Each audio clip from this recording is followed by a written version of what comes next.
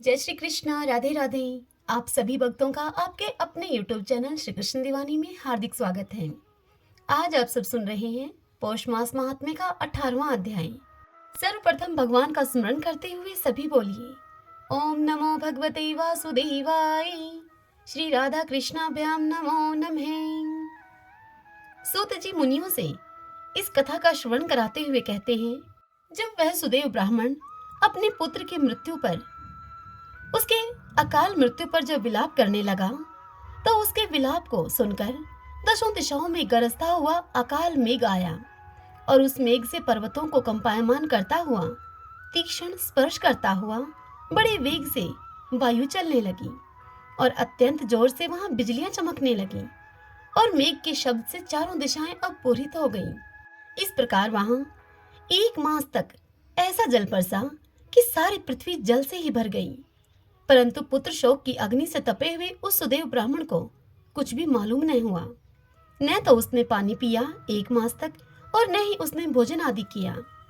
पुत्र पुत्र इस प्रकार पुकारते हुए ही उसको वह सारा मास व्यतीत हो गया। वह मास श्री कृष्ण भगवान का प्रिय पुरुषोत्तम मास था और इस प्रकार उस सुदेव ब्राह्मण से अनजाने में ही पुरुषोत्तम मास की सेवा हो गई, जिससे कि अत्यंत प्रसन्न होकर भगवान श्री कृष्ण वहां प्रकट हुए। उस समय मेघ बरसना बंद हो गया। फिर उस ब्राह्मण ने भगवान श्री कृष्ण को देखकर शीघ्र ही पुत्र को पृथ्वी पर रखकर स्त्री के सहित श्री कृष्ण भगवान को दंडवत नमस्कार किया और हाथ जोड़कर भगवान श्री कृष्ण के आगे बैठ गया। अनजाने में पुरुषोत्तम मास के सेवन से प्रसन्न होकर भगवान सुदेव ब्राह्मण से अमृत वाणी में बोले। भगवान ने कहा, हे सुदेव, तुम धन्य हो और अत्यंत भाग्यवान हो। तुम जो कुछ होने वाला है वह सुनो। मैं कहता हूं, हे ब्राह्मण, तेरे इस पुत्र की 12,000 वर्ष की आयु होगी और हे द्विजोतम, तेरे को यह पुत्र सुख देने वाला होगा, इसमें कोई संदेह नहीं है। मैंने प्रसन्न होकर तुझको यह पुत्र दिया। श्री नारायण भगवान नारद जी से इस कथा का श्रवण कराते हुए कहते हैं कि हे नारद, भगवान के इतना कहने पर उस ब्राह्मण का पुत्र जीवित होकर उठकर बैठ गया और ब्राह्मण और उसकी स्त्री दोनों ही अपने पुत्र को देखकर महा आनंदित हुए। देवता भी यह सब देखकर पुष्पों की वर्षा करने लगे। शुकदेव जी अर्थात तोता, उस तोते ने उन दोनों माता पिता तथा श्री हरि को नमस्कार किया और गरुड़ भी पुत्र के सहित ब्राह्मण को देखकर अत्यंत प्रसन्न हुआ। तब ब्राह्मण आश्चर्ययुक्त होकर श्री हरि को नमस्कार करके उन्हें हाथ जोड़कर गदगद वाणी से संशय को काटने के लिए आनंद के सहित भगवान से पूछने लगा कि हे भगवान, मेरे 4,000 वर्ष तक निरंतर महाकठिन तप करने पर भी आपने जो कठोर वचन मुझसे कहे थे कि मेरे 7 जन्मों में भी पुत्र का सुख नहीं है, उस वाक्य के उल्लंघन का हेतु और मेरे मरे हुए पुत्र को जीवित करने का क्या कारण है, वह बताइए।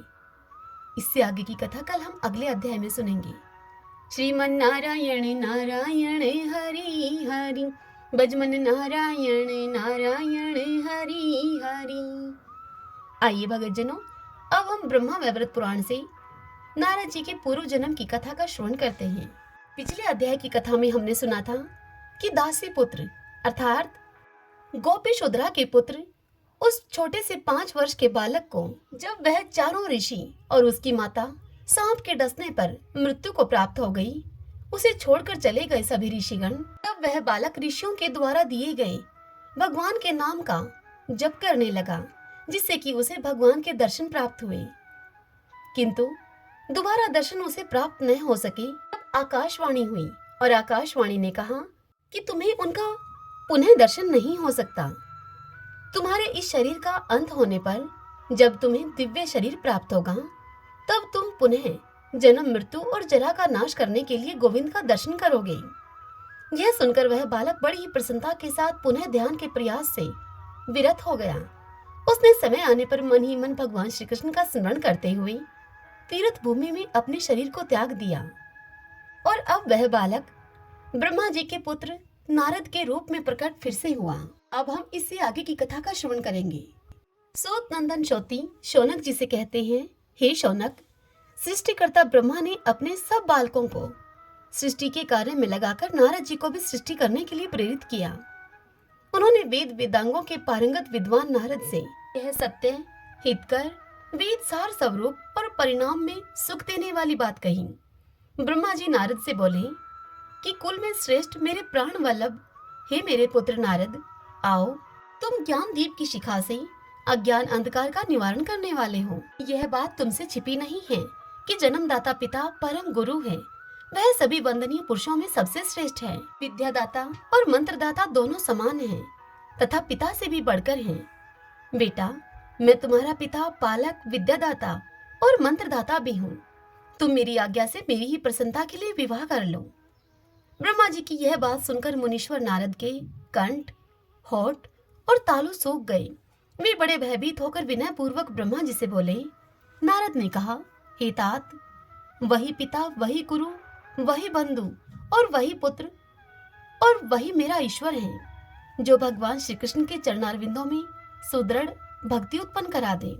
यदि बालक अज्ञानवश कुमार्ग पर चल पड़े या फिर कुमार्ग पर चल रहा हो, तो जो उसे उस कुमार्ग से हटाता है वही करुणा निधान पिता है। जो श्री कृष्ण चरणों में लगी हुई भक्ति का त्याग कराकर पुत्र को दूसरे किसी विषय में लगाए, वह कैसा पिता है। स्त्री संग्रह केवल दुख का ही कारण है, उससे सुख नहीं मिलता। वह तपस्या, स्वर्ग, भक्ति, मुक्ति और सत्कर्मों से विघ्न उपस्थित कराने वाला है। हे ब्राह्मण, मूढ़चित ग्रस्तों के घरों में 3 प्रकार की स्त्रियां पाई जाती हैं, साध्वी, भोग्या और कुल्टा। वे सब की सब स्वार्थ प्राणा होती हैं। साध्वी स्त्री परलोक के भय से, इस लोक में अपने को यश मिलने के लोभ से, काम आसक्ति से भी निरंतर स्वामी की सेवा करती है। भोग्या स्त्री भोग की अभिलाषिणी होती है। वह सदा केवल काम शक्ति से ही प्रीतम पति की सेवा करती है। भोग के सिवा और किसी हेतु से वह क्षण भर भी सेवा नहीं करती नाथ की। भोग्या स्त्री जब तक वस्त्र, आभूषण, संभोग तथा सुस्निग्ध एवं उत्तम आहार पाती है, तभी तक ही वह स्वामी के वश में रहकर उसकी प्यारी बनी रहती है। कुल्टा नारी कुल में अंगार के समान है, वह कुल का नाश करने वाली है। कुल्टा स्त्री कपट से ही स्वामी की सेवा करती है, भक्ति से नहीं। वे अपने स्वार्थ की सिद्धि के लिए सुधा के समान मधुर वचन बोलती हैं। क्रोध होने पर उनके मुख से विष के समान दुष्य वचन निकलता है। यदि उनकी बात पर विश्वास किया जाए तब तो सर्वनाश ही हो जाता है। उनके अभिप्राय को समझना बहुत कठिन है, केवल उनका कर्म छिपा होता है। हे सर्वज्ञ, आप सब कुछ जानते हैं, क्योंकि आत्माराम पुरुषों के आप ईश्वर हैं। हे प्रभु, मुझ पर आप अनुग्रह कीजिए और मुझे विदा दीजिए। आप कल्प वृक्ष से भी बढ़कर हैं। मैं आपसे श्री कृष्ण भक्ति की याचना करता हूँ। ऐसा कहकर नारद जी ने पिता के चरण कमलों को पकड़कर मंगलमय तप के निमित्त जाने के लिए उनसे आज्ञा मांगी। फिर दोनों हाथ जोड़कर भक्ति भाव से मस्तक झुकाकर ब्रह्मा जी की परिक्रमा एवं प्रणाम करके नारद जी वहां से जाने को उद्यत हुए। श्रोती कहते हैं, हे शौनक, नारद को जब इस प्रकार जाते हुए देखकर ब्रह्मा जी उदास हो गए, तब ब्रह्मा जी नारद जी से इस प्रकार बोले। ब्रह्मा जी ने नारद से कहा कि अच्छी बात है बेटा, तुम तपस्या के लिए जाओ। अब संसार की सृष्टि करने से मेरा भी क्या प्रयोजन है। मैं सर्वेश्वर श्री कृष्ण को जानने के लिए उनके गोलोक को जाऊंगा। सनक, सनंदन, सनातन और चौथा बेटा सनत कुमार, ये चारों वैरागी हैं ही। यति, हंसी, आरुणि, वोडु और पंचशिख, ये सब मेरे पुत्र तपस्वी हो गए हैं। फिर संसार की रचना से मेरा क्या प्रयोजन है। मेरे पुत्र मरीचि, अंगीरा, भृगु, रचि, अत्रि, कर्दम, प्रचेता, क्रतु और मनु, ये मेरे आज्ञा पालक हैं। समस्त पुत्रों में केवल वशिष्ठ ऐसे हैं जो सदा मेरी आज्ञा के अधीन रहते हैं। उपयुक्त पुत्रों के सिवा अन्य सब के सब अविवेकी और मेरी आज्ञा से बाहर हैं। ऐसी दशा में मेरा संसार की सृष्टि करने से क्या प्रयोजन है। हे बेटा सुनो, मैं तुम्हें वेदोक्त मंगलमय वचन सुना रहा हूँ। यह वचन परंपरा कर्म से पालित होती आ रही है तथा धर्म, अर्थ, काम और मोक्ष रूप चारों पुरुषार्थों को देने वाली है। समस्त विद्वान धर्म, अर्थ, काम और मोक्ष की इच्छा रखते हैं, क्योंकि वे वेदों में विहित तथा विद्वानों के स्वभाव में प्रशंसित हैं। वेदों में जिसका विधान है वह धर्म है और जिसका निषेध है वह अधर्म है। ब्राह्मण को चाहिए कि वह पहले सुख पूर्वक यज्ञोपवीत धारण करके फिर वेदों का अध्ययन करे। अध्ययन समाप्त होने पर गुरु को दक्षिणा दें। इसके बाद उत्तम कुल में उत्पन्न एवं परम विनीत स्वभाव वाली कन्या के साथ विवाह करें। उत्तम कुल में उत्पन्न हुई नारी साध्वी तथा पति सेवा में तत्पर रहती है। अच्छे कुल की स्त्री कभी उद्दंड नहीं हो सकती। पदम रागमणि की खान में कांच कैसे पैदा हो सकता है? नारद, नीच कुल में उत्पन्न हुई नारी ही माता पिता के दोष से उद्दंड होती है। वह दुष्टा तथा सब कर्मों में स्वतंत्र होती हैं। हे बेटा नारद, सभी स्त्रियां दुष्ट नहीं होती हैं, क्योंकि वे लक्ष्मी की कलाएं हैं। जो अप्सराओं के अंश से तथा नीच कुल में उत्पन्न होती है, वे ही स्त्रियां कुलटा हुआ करती हैं। साध्वी स्त्री गुणहीन स्वामी की सेवा एवं प्रशंसा करती हैं, और कुलटा सद्गुणशाली पति की भी सेवा नहीं करती हैं, उल्टे उसकी निंदा करती हैं। अतः साधु पुरुष प्रतन पूर्वक उत्तम कुल में उत्पन्न हुई कन्या के साथ ही विवाह करें। उसके गर्भ से अनेक पुत्रों को जन्म देकर वृद्धावस्था में तपस्या के लिए जाए। आग में निवास करना उत्तम है। सांप के मुख में तथा कांटे पर भी रह लेना अच्छा है, परंतु मुंह से दुर्वचन निकालने वाली स्त्री के साथ निवास करना यह तो कदापि अच्छा नहीं है। ऐसी स्त्री अग्नि, सर्प और कांटे से भी बढ़कर दुखदायिनी होती है।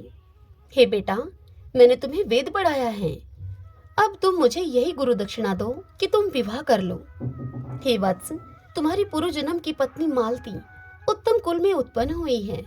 तुम किसी मंगलमय दिन और क्षण में उसके साथ विवाह करो। वह सती तुम्हें पाने के लिए ही मनुवंशी संजय के घर में जन्म लेकर भारतवर्ष में तपस्या कर रही है। इस समय उसका नाम रतनमाला है। वह लक्ष्मी की कला है, तुम उसे ग्रहण करो। भारतवर्ष में लोगों की तपस्या का फल व्यर्थ नहीं होता। मनुष्य को अध्ययन के बाद पहले गृहस्थ होना चाहिए, फिर वानप्रस्थ होना चाहिए, तत्पश्चात मोक्ष के निमित्त तपस्या का आश्रय लेना चाहिए। वेदों में यही कर्म सुनाया गया है। श्रुति में यह भी सुना गया है कि वैष्णवों के लिए श्री हरि की पूजा ही तपस्या है। तुम वैष्णव हो, अतः तुम घर में रहो और श्री कृष्ण चरणों की अर्चना करो। हे बेटा नारद, जिसके भीतर और बाहर श्री हरि ही विद्यमान है, उसे तपस्या से क्या लेना है। जिसके बाहर और भीतर श्री हरि नहीं है, अर्थात जो श्री हरि को अपने बाहर और भीतर व्याप्त नहीं देखता, उसे भी व्यर्थ की तपस्या से क्या लेना देना है। तपस्या के द्वारा श्री हरि की ही आराधना की जाती है, दूसरा कोई आराध्य नहीं है। हे बेटा नारद, जहाँ तहाँ कहीं भी रहकर की हुई श्री कृष्ण भगवान की सेवा सर्वोत्तम तप है। अतः तुम मेरे कहने से ही घर में रहकर श्री हरि का भजन करो। हे मुनि श्रेष्ठ नारद, तुम गृहस्थ बनो, क्योंकि गृहस्थों को सदा ही सुख मिलता है। पत्नी के परिग्रह का प्रयोजन है पुत्र की प्राप्ति, कि पुत्र सैकड़ों प्राण वल्लभा पत्नियों से भी अधिक प्रिय होता है। पुत्र से बढ़कर कोई बंधु नहीं है, पुत्र से बढ़कर कोई प्रिय नहीं है। सबसे जीतने की इच्छा करे, एकमात्र पुत्र से ही पराजय की कामना करे। कोई भी प्रिय पदार्थ अपने लिए नहीं, पुत्र के लिए रखा जाता है, इसीलिए भी पुत्र प्रिय होता है। अतः प्रियतम पुत्र को अपना श्रेष्ठ धन सौंप देना चाहिए। हे शौनक, ऐसा कहकर ब्रह्मा जी चुप हो गए। तब ज्ञान शिरोमणि नारद जी ने पिता से यह बात कही।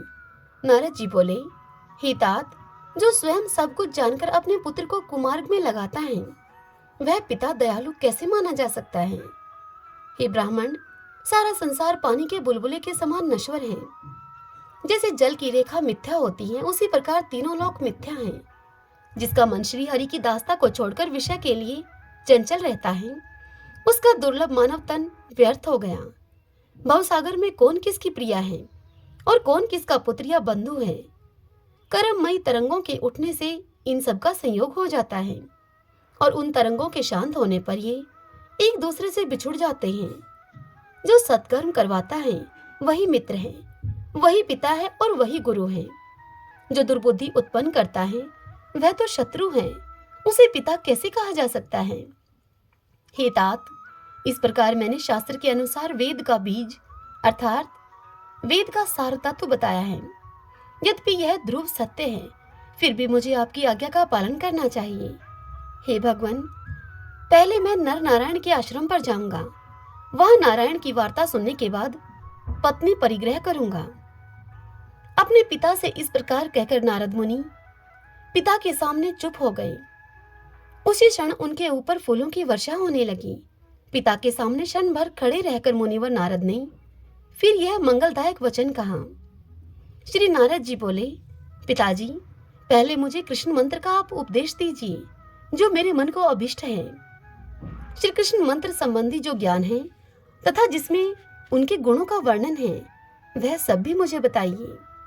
इसके बाद आपकी प्रसन्नता के लिए मैं दार संग्रह करूंगा, क्योंकि मन की इच्छा पूर्ण हो जाने पर ही मनुष्य को कोई काम करने में सुख मिलता है। नारद की इस बात को सुनकर ज्ञानवेताओं में श्रेष्ठ कमल जन्मा ब्रह्मा जी बड़े प्रसन्न हुए और अपने पुत्र से वह इस प्रकार से बोले। ब्रह्मा जी ने कहा, हे वत्स, भगवान शंकर तुम्हारे पूर्व जन्म के गुरु हैं और हमारे भी पुरातन गुरु हैं भी। अतः तुम उन्हीं ज्ञानियों के गुरु कल्याणदाता शांत स्वरूप शिव जी के पास जाओ। वही उन पुरातन गुरु से भगवान मंत्र का ज्ञान प्राप्त करके नारायण भगवान की कथा वार्ता को सुनो तुम और शीघ्र ही मेरे घर को लौटाओ। हे शौनक जी, इस प्रकार कहकर तीनों लोकों का धारण पोषण करने वाले ब्रह्मा जी फिर चुप हो गए और नारद मुनि पिता को भक्तिभाव से प्रणाम करके शिवलोक को चले गए। श्रोते कहते हैं कि हे शौनक, तदंतर विप्रवर नारद जी क्षण भर में ही बड़ी प्रसन्नता के साथ शिव जी के मनोहर धाम में जा पहुंचे। वहां भगवान शिव का वह अभिष्ट लोक ध्रुव से 1,00,000 योजन ऊपर था। त्रिशूलधारी शिव ने दिव्य रत्नों के द्वारा उसका निर्माण किया है।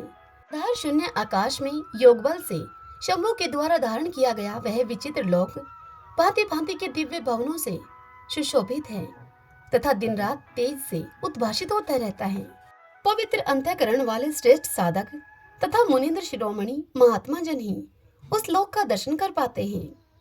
हे मुने, वहां सूर्य और चंद्रमा की किरणें नहीं पहुंच पाती, पर कोटों के रूप में प्रकट हुए अत्यंत ऊंचे, बहुत बढ़े हुए तथा ज्वालाओं से जगमगाते हुए असंख्य पावक उस लोक को चारों ओर से घेर कर स्थित हैं। उस श्रेष्ठ धाम का विस्तार 1,00,000 योजन है। उसमें श्रेष्ठ रत्नों के बने हुए 3,000 ग्रह हैं। हीरे के सार तत्व से बने हुए भांति भांति के चित्र विचित्र मनोहर भवन उसकी शोभा को बढ़ाते हैं। वहाँ माणिक्य तथा मुक्तामणि के दर्पण हैं। विश्वकर्मा ने उस लोक को सपने में भी नहीं देखा होगा। एकमात्र शिव सेवी महात्मा जन ही उसमें कला पर्यंत निरंतर वास करते हैं। वह शिवलोक करोड़ों करोड़ों सिद्धों तथा शिव पार्षदों से युक्त है। वहाँ लाखों विकट भैरव निवास करते हैं। सैकड़ों लाख क्षेत्र उसे घेरे हुए हैं। सुंदर फूलों से भरे हुए मंदार आदि देव वृक्षों से वह सदा आवेष्टित है। सुंदर कामधेनुएं उस धाम की उसी तरह से शोभा बढ़ाती हैं जैसे कि सैकड़ों बलाकाएं आकाश की। उस लोक को देखकर नारद मुनि मन ही मन बड़े विस्मित हुए और सोचने लगे कि जहाँ ज्ञानियों तथा योगियों के गुरु निवास करते हैं, वहाँ ऐसी विचित्रता का होना क्या आश्चर्य है। यह सृष्टि लोक त्रिलोकी से अत्यंत विलक्षण है और भय, मृत्यु, रोग, पीड़ा तथा जरा अवस्था को हर लेने वाला है। नारद जी ने देखा, दूर सभा मंडप के मध्य भाग में शांत स्वरूप कल्याणदाता एवं मनोहर शिव विराजमान हैं। उनके 5 मुख 5 चंद्रमाओं के समान आह्लाददायक जान पड़ते हैं। प्रत्येक मुख में परफुल कमल के समान 3-3 नेत्र हैं। उन्होंने मस्तक पर गंगा जी को धारण कर रखा है तथा उनके भाल देश में निर्मल चंद्रमा का मुकुट शोभा पा रहा है। तपाए हुए स्वर्ण के समान कांतिमती पीली जटा धारण करने वाले दिगंबर भगवान शिव उस समय आकाश गंगा में उत्पन्न कमलों के बीज अर्थात पद्माक्ष की माला से अनंत श्री कृष्ण नाम का जप कर रहे थे। उनकी अंग कांति गौर वर्ण की है। वे अनंत और अविनाशी हैं। उनके कंठ में सुंदर नील चिन्ह शोभा पाता है। वे नागराज के हार से अलंकृत हैं। बड़े बड़े योगींद्र, सिद्धेंद्र और मुनींद्र उनके चरणों की वंदना करते हैं। वे सिद्धेश्वर हैं, सिद्धि विधान के कारण हैं, मृत्युंजय हैं तथा काल और यम का भी अंत करने वाले हैं। उनका मुख प्रसन्नता सूचक हास्य से अत्यंत मनोहर जान पड़ता है। वे संपूर्ण आश्रितों के कल्याण तथा अभिष्ट वर प्रदान करने वाले हैं। सदा शीघ्र ही संतुष्ट होने वाले, भवरोग से रहित, भगत जनों के प्रिय तथा भक्तों के एकमात्र बंधु हैं। दूर से देखने के पश्चात निकट जाकर मुनि ने भगवान शूलपाणी को मस्तक झुकाकर प्रणाम किया। उस समय मुनि के शरीर में रोमांच हो आया था। वे 3 तार वाली वीणा को बजाते हुए कल हंस के समान मधुर कंठ से पुनः श्री कृष्ण का गुणगान करने लगे। ब्रह्मा जी के पुत्र और वेद वेताओं में श्रेष्ठ मुनीन्द्र शिरोमणि नारद जी को आया हुआ देखकर भगवान शंकर योगेंद्र, सिद्धेंद्र और महर्षियों के साथ मुस्कुराते हुए अपने सिंहासन से वेग पूर्वक उठकर खड़े हो गए। फिर उन्होंने मुनि को बड़े वेग से पकड़कर अपने हृदय से लगा लिया और उन्हें आशीर्वाद दिया तथा उन्हें बैठने के लिए आसन आदि दिए। साथ ही उन तपोधन से उनके आने का प्रयोजन और उनकी कुशल मंगल पूछी। इसके बाद भगवान शंभु उत्तम रत्नों के बने हुए श्रेष्ठ एवं सुंदर सिंहासन पर अपने प्रमुख पार्षदों के साथ वहां बैठ गए। किंतु ब्रह्मा जी के पुत्र नारद जी नहीं बैठे। उन्होंने भक्तिभाव से प्रभु को प्रणाम करके दोनों हाथ जोड़कर उनकी स्तुति प्रारंभ की। नारद जी ने भगवान की वही स्तुति की जिसे उन्होंने अपने पूर्व जन्म में उपवर्ण बनने पर भगवान को प्रसन्न करने के लिए की थी। गंधर्वराज के द्वारा किए गए शुभदायक वेदोक्त स्तोत्र से स्तुति करके उन्हें प्रणाम करने के अनंतर भगवान शिव की आज्ञा लेकर नारद जी उनके वाम भाग में जा बैठे।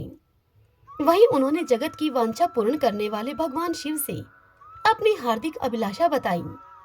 मुनि का यह वचन सुनकर कृपानिधान शंकर जी ने तुरंत प्रतिज्ञा पूर्वक उनसे कहा कि बहुत अच्छा, तुम्हारी अभिलाषा पूर्ण होगी। श्रीमन नारायण नारायण हरि हरि, भजमन नारायण नारायण हरि हरि। इससे आगे की कथा कल हम अगले अध्याय में सुनेंगे। आइए भक्तजनों, अब हम श्री विष्णु सहस्रनाम स्तोत्र का श्रवण करते हैं। यस्य स्मरण मात्रेण जन्म संसार बंधनात् विमुच्यते, नमस्तस्मै विष्णवे प्रभ विष्णवे, नमः समस्त भूतानामादि भूताय भूव्रते, अनेक रूपे रूपाय विष्णवे प्रभ विष्णवे। ओम विश्वं विष्णुः वषट्कारो भूत भव्य भवत् प्रभुः, भूतकृत भूतभृत भावो भूतात्मा भूत भावने, भूतात्मा परमात्मा च मुक्तानां परमागति है। अब यह पुरुष साक्षी क्षेत्रज्ञो अक्षर एव च, योगो योग विद्याम नेता प्रधान पुरुषेश्वर है, नारसिंह वपु है, श्रीमान केशव पुरुषोत्तम है, सर्व शिव स्थाणु भूतादि निर्भय है, संभव भावनो व्रता प्रभो प्रभु ईश्वर है, स्वयंभु है शंभुरादित्य पुष्कराक्षो महासुन है, अनादि नित्नो दाता विद्याता धातुरुत्तम है, अपरमेयो हर्षिकेश पदम नाभो अमर प्रभु है, विश्वकर्मा मनुस्त्वष्टा सत्विष्टो सत्विरो ध्रुव है, अग्रहा है शाश्वता कृष्ण लोहिताक्ष प्रदर्दन है, प्रभु त्रिकुब्धाम पवित्रम मंगलम परम, ईशाने प्राणदय प्राण ज्येष्ठ श्रेष्ठ प्रजापति है, हिरण्यगर्भ भूगर्भ माधवो मधुसूदन है, ईश्वरो विक्रमी धनवी मेधावी विक्रम कर्म है, अनुत्तमो दुरादर्श कृतज्ञ कर्तिरात्म्यवान है, सुरेश शरणम शरम विश्वरीता प्रजा भुवः, अह संवत्सरो व्याल है परते सर्वदर्शन है, अजय है सर्वेश्वर सिद्ध सिद्धि सर्वादिरच्युत है, वर्षा कपिर्मे आत्मा सर्वयोग विनीय सरते है, वसु है वसुमना है सत्य समात्मा असम्मति है समय है, अमोघ है पुंडरीकाक्षो वर्षकर्मा वर्षा करती है, रुद्रो है बहुशिरा है बब्रू है विश्व योनि शुचिश्रवा है, अमृत शाश्वत स्थानो वरारो महातपा है, सर्वज्ञ सर्वविद्वानो विश्वक्षिणो जनार्दन है, वेदो है वेद विद्यांगो वेदांगो वेद विद कवि है, लोकादक्ष सुरादक्ष धर्मादक्ष कृता कृत है, चतुरात्मा चतुर्व्यूह व चतुर्दृश्य चतुर्भुज है, भ्राजिष्णु भोजनम भोक्ता शेषणु जगदा विजय है, अनगो विजयोजिता विश्व योनि पुनर्वसु है, उपेंद्रो वामन प्रांशु अमोघे सुचि ऊर्जित है, अतीन्द्रिय है संग्रह सर्गो धर्तात्मा नियमोयमय है, वेदो वैदय सदा योगी वीर माधवो मधु है, अतीन्द्रियो महामायो महोत्साहो महाबल है, महाबुद्धि महावीर्यो महाशक्ति महादुति है, अनिर्देश्य वपु है श्रीमान अमे आत्मा महाद्रीद्रक है, महेश्वासो महिव्रता श्रीनिवास सताम गति है, अनिरुद्ध सुरानंदो गोविंदो गोविंदांपति है, मरीचि है दमन हंसो सुपर्णो भुजगोतम है, हिरणाभ सूतपा पद्मनाभ प्रजापति है, अमृत्यु है सर्वद्रक है सिंह संदाता संधिमान स्त्र है, अजो है दुर्मुष्ण शास्ता विश्वतात्मा सुरारिया है, गुरु है गुरुत्तमो धामो सत्य सत्य पराक्रम है, निमिष है अनिमिष है सत्रगवि वाचस्पति रुधारदी है, अग्रणी है ग्रामीणी है श्रीमान न्याय नेता समीरण है, शस्त्र मूर्धा विश्वात्मा शस्त्राक्ष शस्त्रपात, आवर्तनो निर्वर्तात्मा संवर्तय संपरमर्दन है, एह संवर्तको वहनीय अनिलो धरणीधर है, सुप्रसाद प्रश्नात्मा विश्वदरक विश्व भुग विभु है, सत्कृता सत्कृत साधु जहनो नारायणो नर है, असंख्यो अपरमे आत्मा विशिष्ट शिष्टकृत सूचि है, सिद्धार्थ है सिद्धि संकल्प है सिद्धिदय सिद्धि साधन है, वर्षाई वर्ष वो विष्णु वर्ष पर वर्षोदर है, वर्धनो वर्धमान है विविक्त श्रुति सागर है, सुभजो दुर्द्रो वाग्मी महेंद्रो वसुधो वसु है, नेक रूप वृद्ध रूप है सिपविष्टि प्रकाश ने है, ओजस्ते जो दुति दर प्रकाशात्मा प्रताप ने है, रिद्ध स्पष्ट अक्षरो मंत्र चंद्राशो भास्कर धोती है, अमृतम शुद्ध भानु शशबिंदु सुरेश्वर है, औषधम जगते से तू सत्य धर्म प्राकृत में है। भूत भव्य भवनाथ है, पवने पावनो अनले है। काम काम कृतकांत है, काम है काम प्रदय प्रभु है। युगाधिकृत युगावर्तो नेकमायो महाशने है। अदृश्य अव्यक्त रूप शस्त्रजित अनंत जित है। इष्टो अवशिष्ट शिष्टेष्ट शिखंडी नवशो वर्षे है। क्रोध क्रोध कृत करता विश्वबाहु महिधर है। अच्युत प्रतित प्राण है, प्राण दो वासवानुज है। अपम निदिर्दिष्टानम परमतः प्रतिष्ठित है। स्कंद स्कंदरो तुर्यो वर्धो वायु वाहन है। वासुदेव व्रत भानु आदिदेव पुरंदर है। अशोक स्तारण स्तार शूर शौरी शनेश्वर है। अनुकूल शतावर्त है, पद्मी पदम निवेक्षण है। पद्मनाभो अरविंदाक्ष पदम गर्भ शरीर भृत है। महदीरिदो वरदात्मा मोक्षो गरुडो दुजय है। अतुल शर्वो भीमः सम्यगो हविहरि है। सर्वलक्षण लक्षणयो लक्ष्मीवान समिंत जय है। वीक्षरो रोहितो मार्गो हेतु दामोदर सह। महिधरे महाभागो वेगवान मिताश्न है। उद्भव शोभनो देव श्रीगर्भ परमेश्वर है। कर्णम कारणम कर्ता विकर्ता गहनो गोवे है। व्यवसायो व्यवस्थान संस्थान स्थान दो ध्रुव। प्रार्दी परम स्पष्ट चतुष्ट पुष्ट शुभेक्षण है। रामो विरामो वीर जो मार्गो नेवन्यो अन्य है। वीर शक्ति मतम श्रेष्ठो धर्मो धर्म विदुत्तम है। वैकुंठ पुरुष प्राणे प्राणदय प्रणवय प्रथु है। हिरण्यगर्भ शत्रुघ्नो व्याप्तो वायुर्दोक्ष है। ऋतु है सुदर्शन काल परमेष्टि परिग्रह है। उग्र संवस्त्रो दक्षो विश्रमो विशव दक्षिण है। विस्तार स्थावर स्थाणु परमाणम बीजम व्ययम। अर्थो अनर्थो महाकोशो महाभोगो महाधने है। अनिर्विणय सत्विष्ट है, अभु है धर्म यूपो महामख है। नक्षत्र नेमि नक्षत्री शमय शामय शमी हने है। यज्ञ इज महीजे चे कर्तुस्त्रम स्थाम गति है। सर्वदर्शी विमुक्तात्मा सर्वज्ञो ज्ञानम उत्तमम। सुवर्त सुमुख सूक्ष्म सुघोष सुखद सुहृत है। मनोहरो जीत क्रोधो वीरबाहु विधारण है। स्वप्ने सर्वशो व्यापी नेकात्मानेक क्रम करत। वत्सरो वत्सलो वत्सी दरतन गर्भ धनेश्वर है। धर्म गोप धर्म कृत धर्मी शत अशत शर्म अक्षरम। ए विज्ञाता सहस्रांशु विधाता कृत लक्षण है। गपस्ती ने मी सत्वस्त सिंहो भूत महेश्वर है। आदि देवो महादेव देवशो देव भृत गुरु है। उत्तर गोपतिर गुप्ता ज्ञान गम्य पुरातन है। शरीर भूत भृत भुक्ता कपिंद्रो बुरी दक्षिण है। सोमपो अमृत तपः सोम है पुरुषित पुरुषोत्तम है। विनियुजे सत्य सिंधु दशहरे सत्वतम पति है। जीवो है विनिता साक्षी मुकुंदो अमित विक्रम है। अंबो निदिनंतात्मा मोददिशयो अनंत के है। अजय है माहर है स्वभाव जीता मित्र प्रमोदन है। आनंदो नंदनु नंद सत्य धर्मा त्रिविक्रम है। महर्षि कपिलाचार्य कर्तघ मेदनी पति है। त्रिपद त्रिदशा अध्यक्षो मास्त्रं कृतांत करते हैं। महावराहो गोविंद सुषेण कनकांगदी। गुह गबीरो गहनो गुप्त चक्र गदाधरे हैं। वेदा स्वंगो अजित है, कृष्णो दृढ़ संकर्षण अच्युत है। वर्णो वारणो वृक्ष पुष्कराक्षो महामना है। भगवान भगानंदी वनमाली हलायुदय है। आदित्यो ज्योतिरादित्य शैषणो गतिस्तमः। शुधन्वा खंड परशु है, दारुणो द्रविण हृदय है। द्विस्वर्ग सर्वदृग व्यासो वाचस्पति योनिजय है। त्रिशाम श्याम गय श्याम निर्वाणम वेशजम विष्क है। सन्यास कृष्ण शांत है, निष्ठा शांति प्रायणम। शुभांगम शांति दस त्रिष्टा कुमुदय कुवलेशयः। गोहति गोपति गुप्ता वृषभाक्षो वर्ष प्रिय है। एनिवर्ति निर्वर्तात्मा संक्षिप्ता श्रीमकर शिव है। श्रीवत्स्वक्षा श्रीवास है, श्रीपति है, श्रीमतांबर है। श्रीधर है, श्रीश है, श्रीनिवास है, श्रीनिधि है, श्री विभावन है। श्रीधर श्रीकर श्रेय है, श्रीमान लोकत्रयाश्रय है। स्वक्ष स्वंग स्थानंदो नंदिर ज्योतिर्गणेश्वर है। विजितात्मा विधेयात्मा सत्कीर्ति छिन्न संशय है। उदीर्ण सर्वत चक्षु अनिश शाश्वत अस्त्र है। भूषयो भूषणो भूत विशोक शोक नाशन है। अर्चिस्मान अर्चित है, कुंभ है, विशुद्धात्मा विशोधन है। अनिरुद्धो अप्रतिरथ है, प्रद्युम्नो अमित विक्रम है। कालने मीमी वीर शौरी शूर्जनेश्वर है। त्रिलोकात्मा त्रिलोकेश है, केशव केशिहारी है। कामदेव है, कामपाल है, कामिकांत है, कृतागम है। अनिर्देश बपु विष्णु वीरो अनंतो धनंजय है। ब्राह्मणियों ब्रह्माकृत ब्रह्मा ब्रह्म ब्रह्मा विवर्धन है। ब्रह्माविद ब्राह्मणों ब्रह्मी ब्रह्माग्यो ब्राह्मण प्रिय है। महाकर्मो महाकर्मा महातेजा महोरगे है। महाकृतु महायज्वा महायगो महावीर है। सत्वय स्तव प्रिय स्तोत्रम स्तुतरण प्रिय है। पूर्ण पुरिता पुण्य पुण्य कीर्ति अनामय है। मनोजव तीरथ करो वसुरेता वसुप्रदय है। वसुप्रदो वासुदेवो वसु है वसु मनाहावी है। सदगति है सत्कृति है सत्ता सद्बुद्धि सत्य प्रायण है। सूरसेनो यदुश्रेष्ठ है सन्निवास है स्वयामुने है। भूतावासो वासुदेव सर्वासु निलयो अनिल है। द्रपः द्रुप्तो द्रुप्तो द्रुतुरो अपराजित है। विश्वमूर्ति महामूर्ति दितमूर्ति अमूर्तिमान है। अनेक मूर्ति अव्यक्त है शतमूर्ति शतानन है। एकोनेक स्वः किमित तत्पद अनुत्तमम।